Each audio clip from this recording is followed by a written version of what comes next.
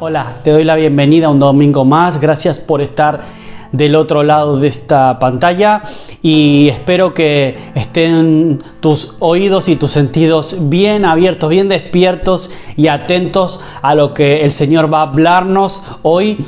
Y vamos a continuar con la serie de Multiplícate. Esta es la tercera parte de esta serie de febrero acerca del discipulado, la multiplicación. Y el domingo pasado te compartí acerca de la visión. Te compartí acerca de la necesidad y la importancia de tener una visión clara para conducirnos en la vida. Es importantísimo y mucho más en estos tiempos que estamos hoy en día atravesando, estos tiempos de pandemia, estos tiempos de confusión, de incertidumbre, de crisis a nivel social, económico e incluso en algunas personas quizás en lo espiritual. Este es tiempo de tener una visión clara del por qué hacemos lo que hacemos. Una visión clara para nuestra vida a nivel individual, pero también como colectivo, como iglesia. Y eso está íntimamente conectado con la visión global de Dios para su iglesia, para ti y para mí, que somos parte de esta comunidad de fe, una comunidad local, pero también a nivel global.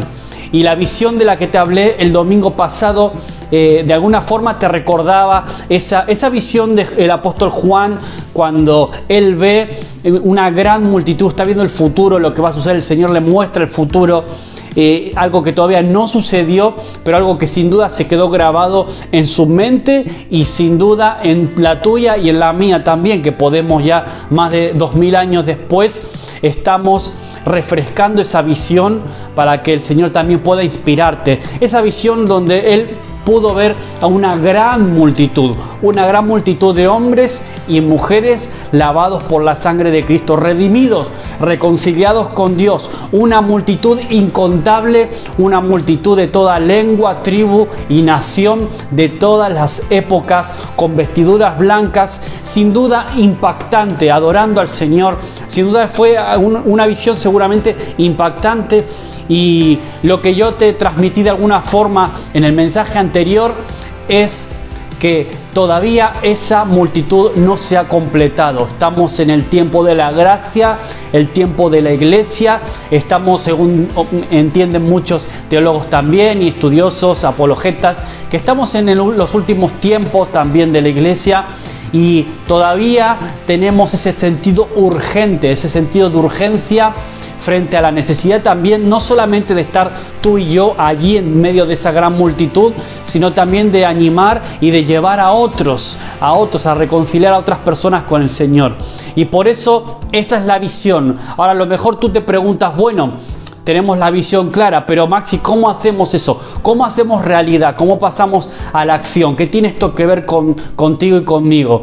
Pues para tener una visión clara y llevarla a la realidad necesitamos tener la misión con M. Y ese es el mensaje de hoy, la misión tuya, la misión mía. Y quiero de alguna forma recordarte, yo sé que lo he hecho en anteriores mensajes, pero nunca está de más recordar en estos tiempos cuál es tu misión y cuál es la mía. Es decir, de alguna manera la misión es lo que vamos a hacer para que la visión se convierta en una realidad. Y lo tenemos bien clarito porque Jesús, antes de ascender a los cielos, después de resucitar, cuando se reúne con sus discípulos, antes de subir al cielo, sus últimas palabras quedaron muy bien registradas en los libros históricos del Nuevo Testamento. Y si me acompañas, vamos a leer uno de los versículos claves para estos minutos, esta reflexión que quiero compartirte, que está en Mateo capítulo 28, versículos 18 y 20, y se conoce como la Gran Comisión, una misión compartida. Eso quiere decir comisión, cooperativa, una misión en común. Vamos a leerlo, dice: Jesús se acercó entonces a ellos y les dijo: se me ha dado toda autoridad en el cielo y en la tierra. Por tanto, id y haced discípulos a todas las naciones, bautizándolos en el nombre del Padre, del Hijo y del Espíritu Santo, enseñándoles a obedecer todo lo que os he mandado. Y os aseguro que estaré con vosotros siempre hasta el fin del mundo.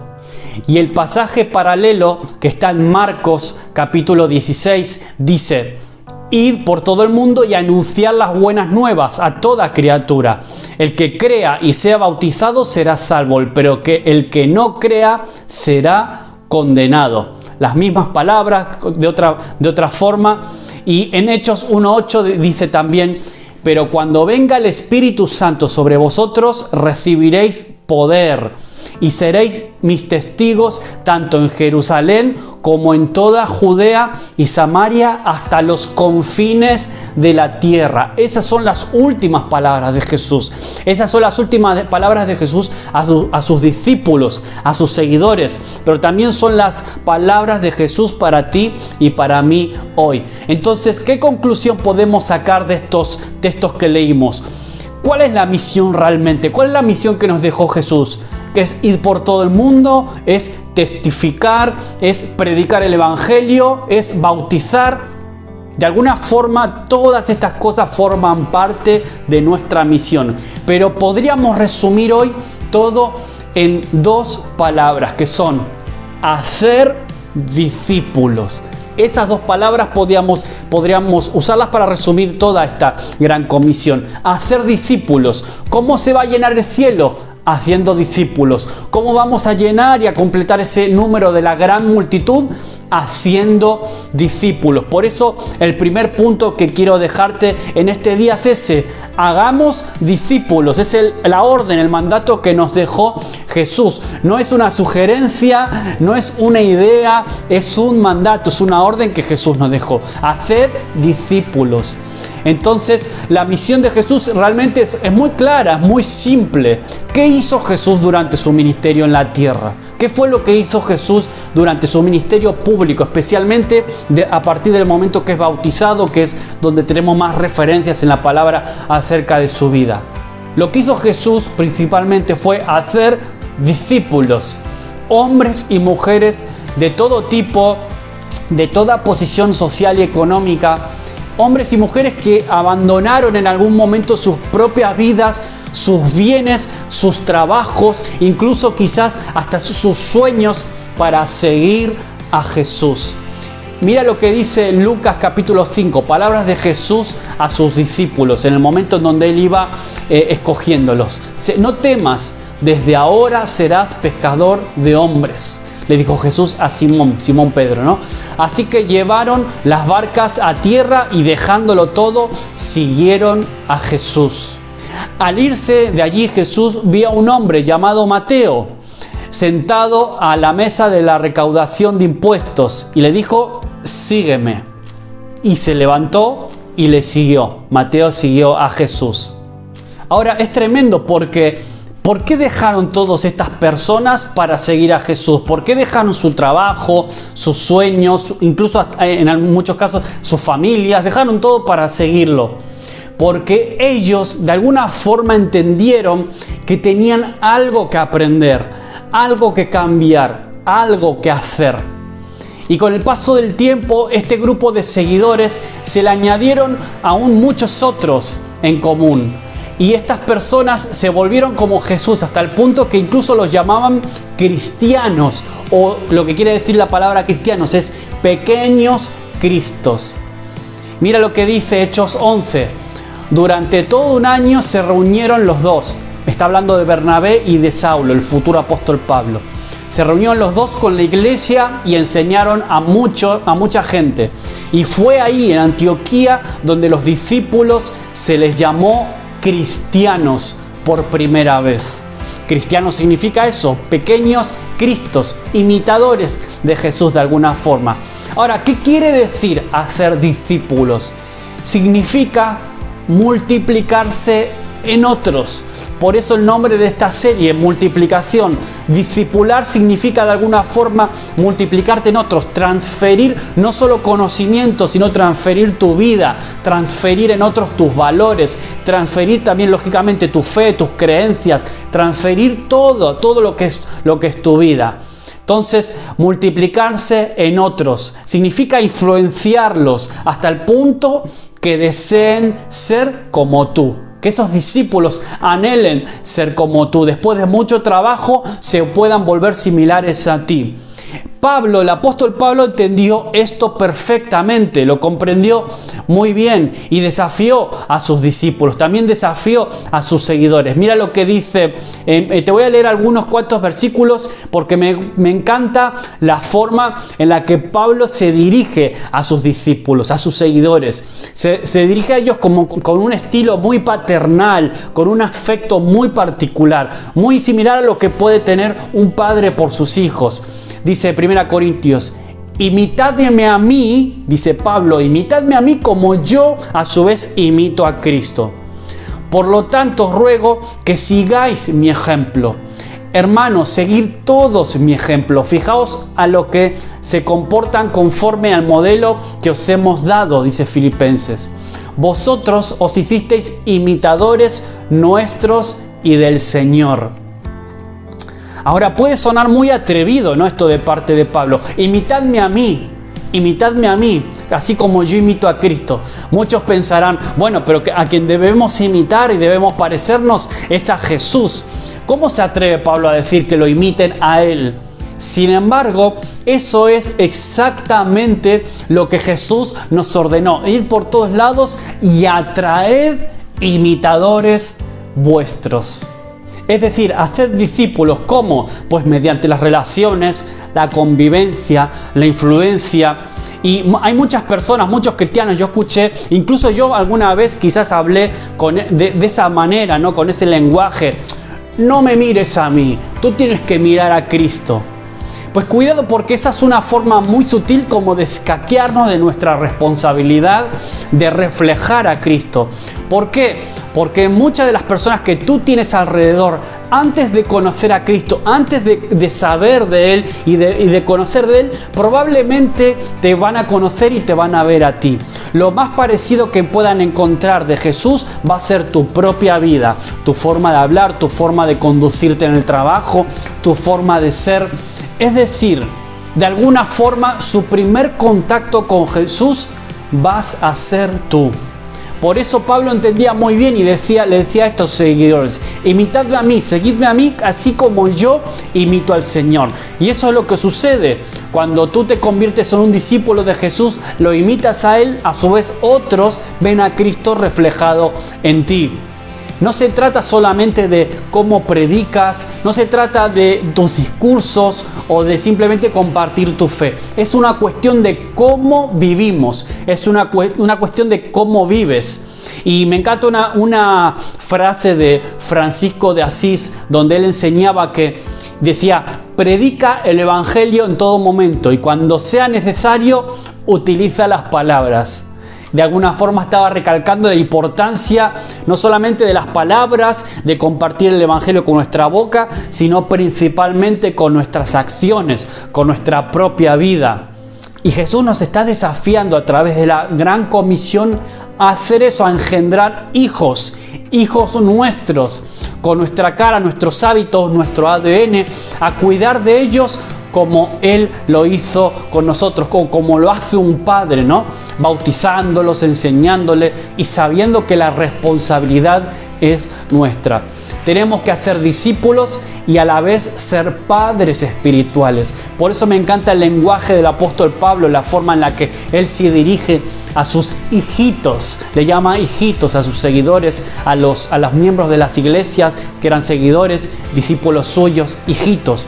Ese sentido de paternidad, ese sentido de cuidado de las otras personas. Eso es a lo que Dios nos llama a su vez a nosotros, a cuidar y a ser de padres espirituales para otros.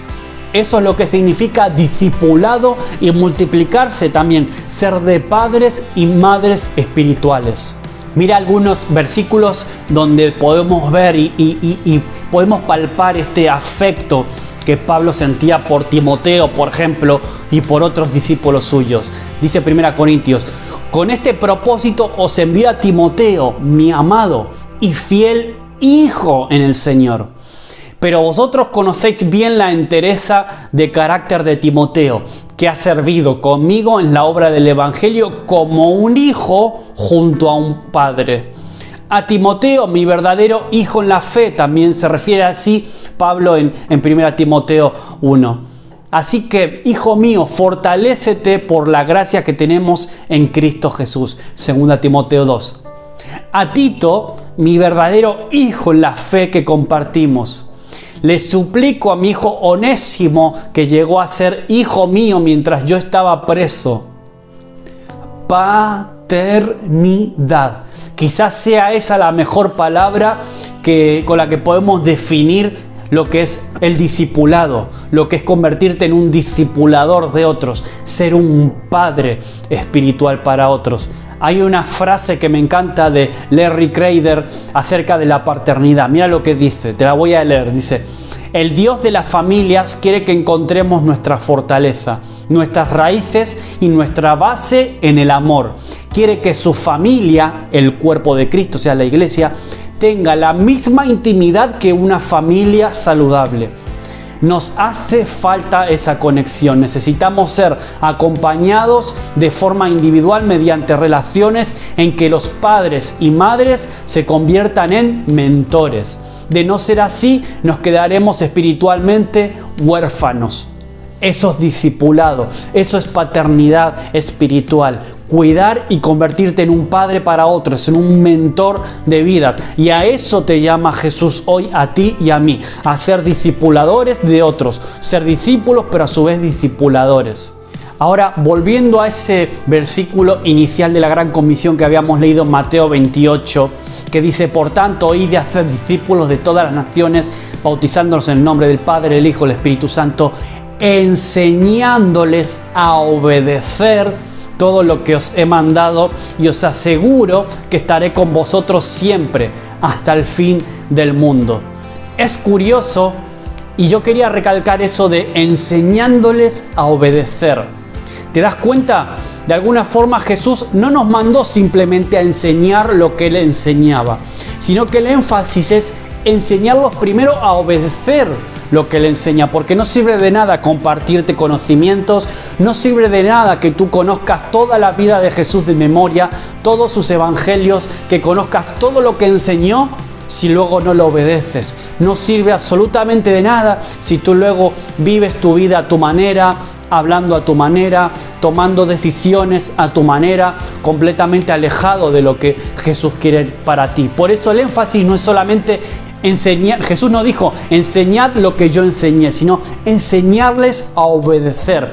Y ese es el llamado para ti, para mí también, enseñar a otras personas a obedecer también lo que enseña la palabra, a lo que enseña Jesús. Obediencia. Por eso es el segundo punto que te quiero compartir en estos minutos. Enseña obediencia. Enseña obediencia. Enséñales a obedecer todo lo que os he mandado.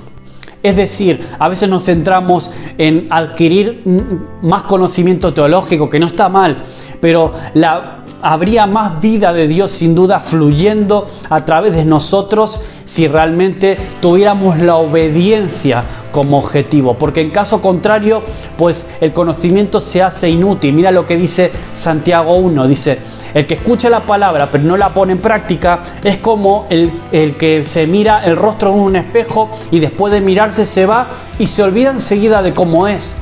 Mateo 7, pero todo el que me oye estas palabras y no las pone en práctica, dice Jesús, es como un hombre insensato que construyó su casa sobre la arena. Cayeron las lluvias, crecieron los ríos, soplaron los vientos y azotaron aquella casa. Esta se derrumbó y grande fue su ruina. Es decir, si no pones en práctica lo que tú vas escuchando del Señor, si tú no vives la palabra, pues es como tu vida, como una casa que se construyó sobre la arena. Cuando vienen los problemas, las pandemias, las situaciones como las que estamos viviendo hoy en día, tu fe, tu casa se derrumba, tu vida, tus convicciones, tus valores, si no están bien arraigados y cimentados sobre la roca que es Jesús, todo se viene al garete.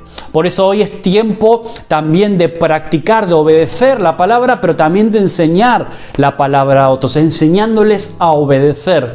Ese es el llamado también para ti, para mí, a la hora de discipular, mentorear, enseñar, cuidar y ser como un padre para otros. Ahora, volviendo a esa palabra de Mateo 28, volviendo a la gran comisión, si te das cuenta, las dos frases se separan por un "y os aseguro que estaré con vosotros todos los días, siempre hasta el fin del mundo", ¿no? Y os aseguro. Fíjate y párate en ese "y", en esa conjunción copulativa.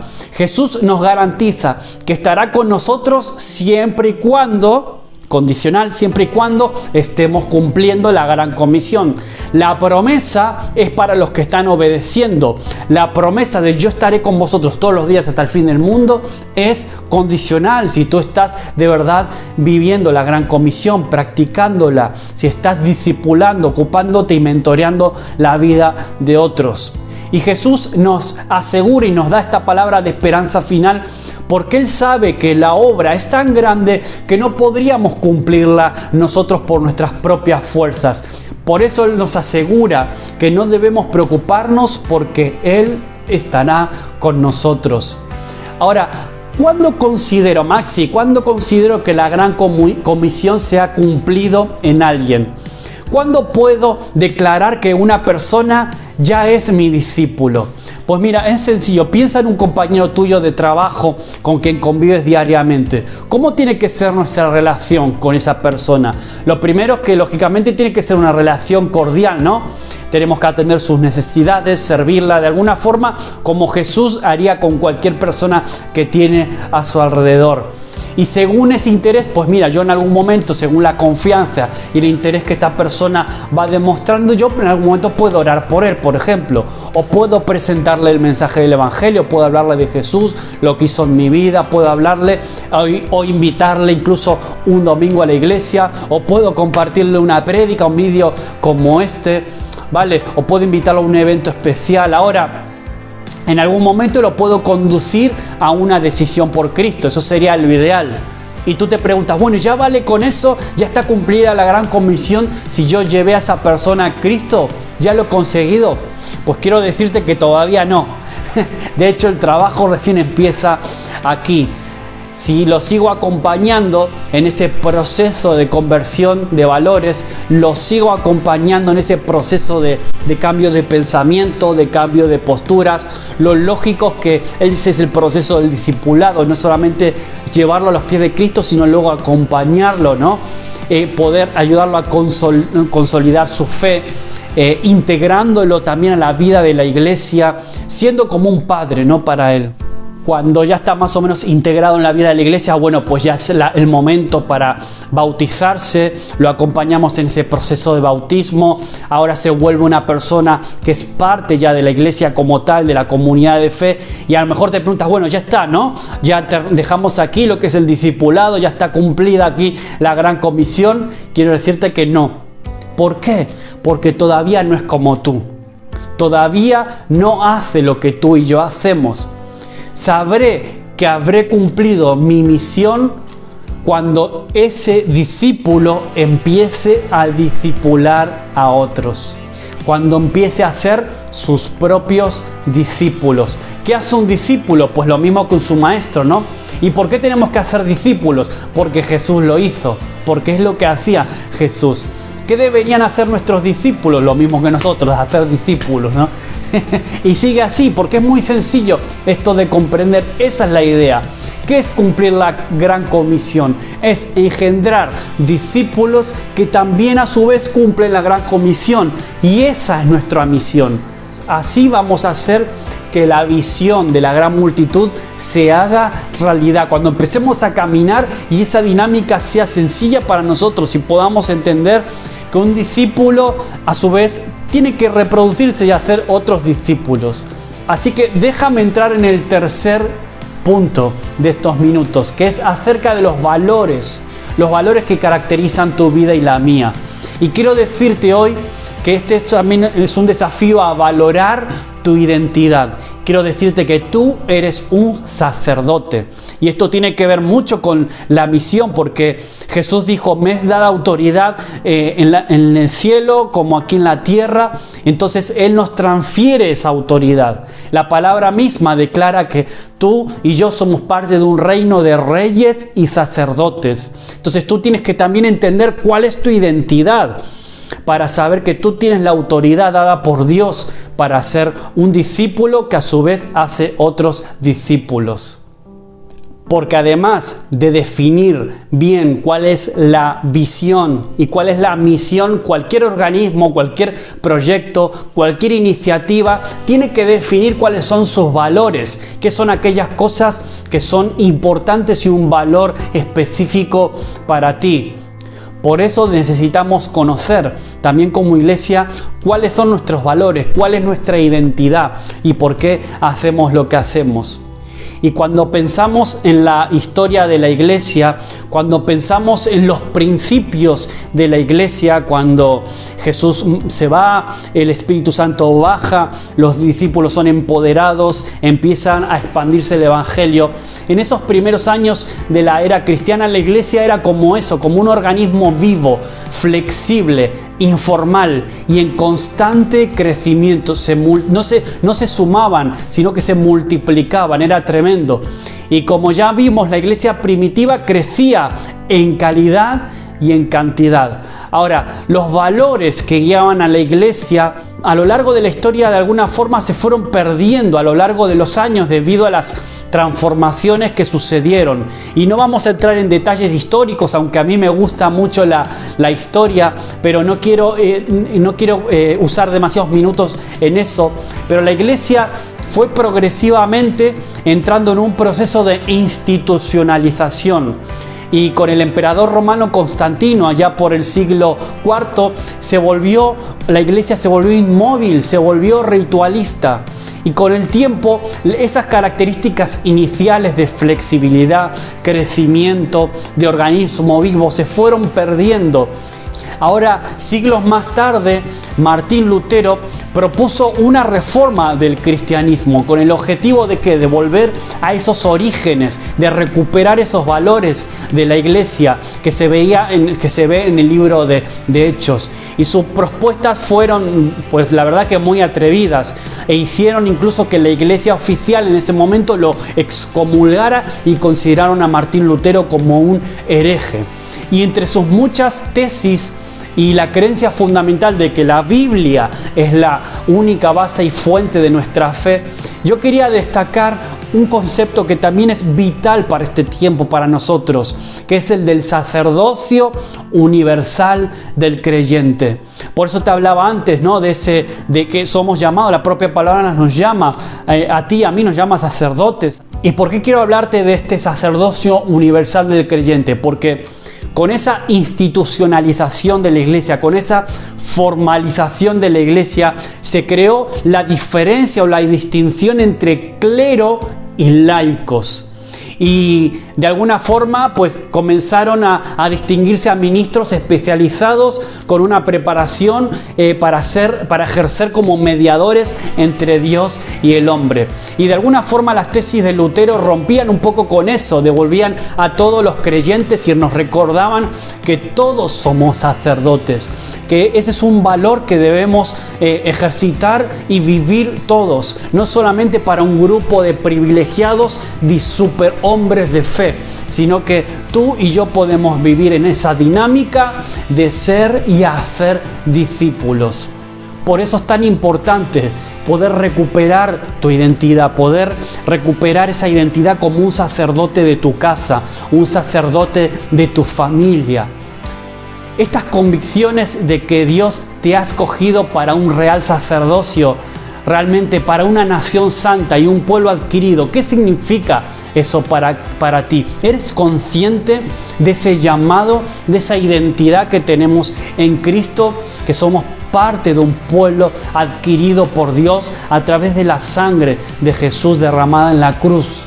Primera Pedro dice: mas vosotros sois linaje escogido, real sacerdocio, nación santa, pueblo adquirido por Dios, para que anunciéis las virtudes de aquel que os llamó de las tinieblas a su luz admirable. Y quiero decirte hoy, en estos minutos que me quedan ya para ir definiendo y cerrando este mensaje, quiero decirte y recordarte que tú eres linaje escogido, que tú eres real sacerdocio, que tú eres parte de un pueblo adquirido por Dios, que tú has sido llamado para salir de las tinieblas a su luz admirable, que tú has sido llamado para anunciar sus virtudes, que tú has sido llamado no solo para ser un discípulo, sino para discipular y mentorear y pastorear y cuidar de otros.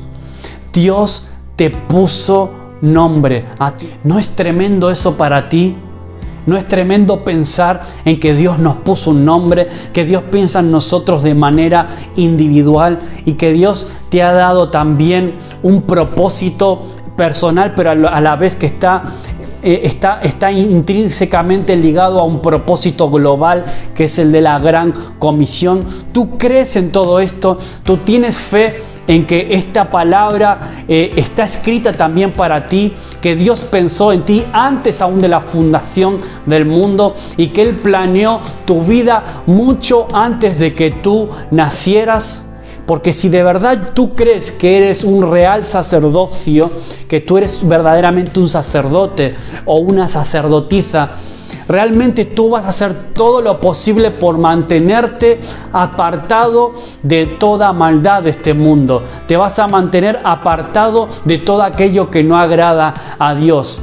Y no tienes nada de qué temer. Y lo mejor de todo es que cuando tú tienes tu identidad bien marcada y tú sabes quién eres en Dios, no tienes nada de lo que temer, no tienes nada de lo que sentirte avergonzado. Diga lo que diga el mundo, digan lo que digan las personas que están alrededor de ti.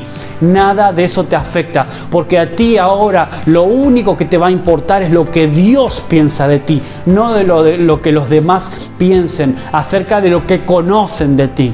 Justamente la semana pasada en la célula, en el grupo pequeño de hombres, hablábamos también acerca de esto. Este es tiempo de tener también nuestra identidad a fuego, nuestra identidad bien clara de quiénes somos, hijos e hijas de Dios, adquiridos por su sangre, parte de su pueblo, linaje escogido, real sacerdocio, nación santa.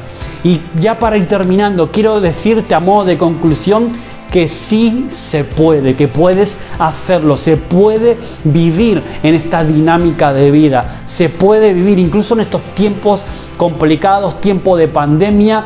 Tú puedes hacerlo. Tenemos una misión, tenemos un llamado glorioso y si eres consciente de eso, vas a ser llenado del poder que viene de lo alto, del poder del Espíritu Santo.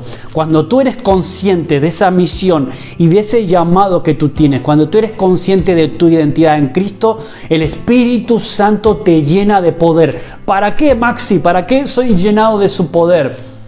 Soy lleno de su poder para alejarme de conversaciones deshonestas, para alejarme del chismerío, de las calumnias. Soy empoderado y lleno del poder del cielo para no caer en la presión de los compañeros de clase, del instituto, de trabajo, en la necesidad también de competir con los demás. Soy empoderado para alejarme de esa cultura pop que normaliza todas las cosas que están mal delante de los ojos de Dios. Me empodera el Espíritu Santo para ser respetuoso, para ser amable, para ser amigable, aun cuando los demás no lo son.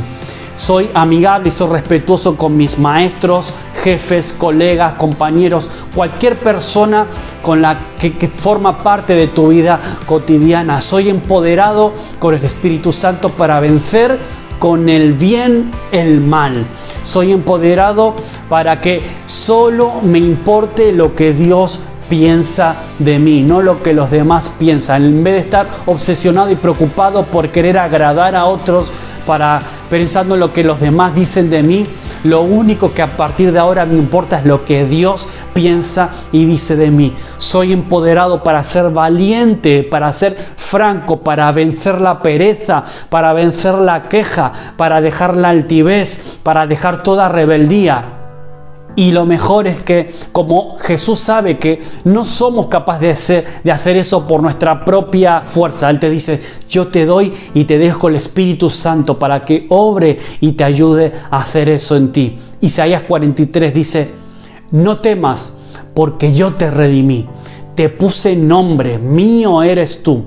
Y cuando pases por las aguas, yo estaré contigo. Y si por los ríos, no te anegarán. Cuando pases por el fuego, no te quemarás, ni la llama arderá en ti. Quería terminar dejándote esa palabra que pueda traerte ánimo, que pueda levantarte, ser de fortaleza para tu vida. Porque Dios conoce que el camino del discípulo que tiene que ir, Él sabe muy bien que vamos a pasar por tiempos muy duros, vamos a pasar por ríos, por fuego, pero Él dice, mira, nada de eso te va a afectar allí, porque yo estoy contigo. Él nunca te abandona, Él nunca te dejará, Él te sostiene con su mano poderosa, porque tú le perteneces a Dios. Y esas son palabras mayores, mi amigo, mi amado, esas son palabras mayores.